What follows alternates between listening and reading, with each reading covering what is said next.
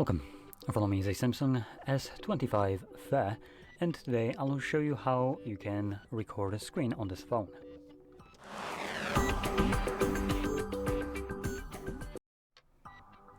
So to get started, you want to swipe down from the top of your screen, and in this area you want to swipe down again, which will extend the list of visible toggles revealing screen recorder.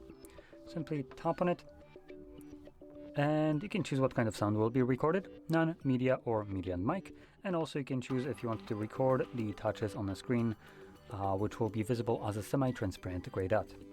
I'm going to keep it as it is set right now. Click on start recording. This begins a 3-second countdown, which you can skip, and whatever you will do right now will be recorded by the device. Now there is a little bit of a limitation, for instance with shit like this. So you can see we have right now a page where you can log in. I want to stress, we have something visible right here. Let's close this up, and I'm going to stop the recording by clicking on the square. This will automatically, as you can see, save the recording to your gallery application, and it should show up under pictures or under albums as see view all screen recordings, and from here you can view it. Now what you're about to see is this thing that I was mentioning, and boom, login page. See something missing here? Because I surely do. So this is basically applications having a little bit too much control over your own device. So it's basically blocking the screen recorder without ever even asking you for your permission or even letting you know that it's doing that.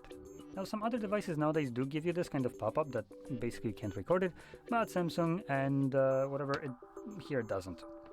And this, if at least in my opinion, is a complete blatant kind of intrusion on your privacy. You have never installed Netflix, or not Netflix, but Spotify in this case. It comes with the device. You might not own the account to it, nor have ever created one. Therefore, you have never given it any kind of permissions, nor agreed to the terms of service. Yet this application, when you click on it, decides to do whatever the hell it wants. And it's not the only one. There is other ones, for instance, like Netflix. That's kind of why I blurted out the name of it before. And any kind of other streaming platform for music, movies, shows, or whatever. All of them decide to basically completely violate your rights and your personal device and what it can do, without ever even asking you for your permission. So, for people that, I don't know, want to have the ability to record whatever they want to record on their devices, I recommend any kind of alternatives, which you can, for instance, find for Spotify. There are cracked versions of it. You can check out something like, let's just say, continued by Vanced. I don't want to say the actual name fully because I don't know how well the algorithm picks it up, and YouTube isn't necessarily too fond of this kind of thing.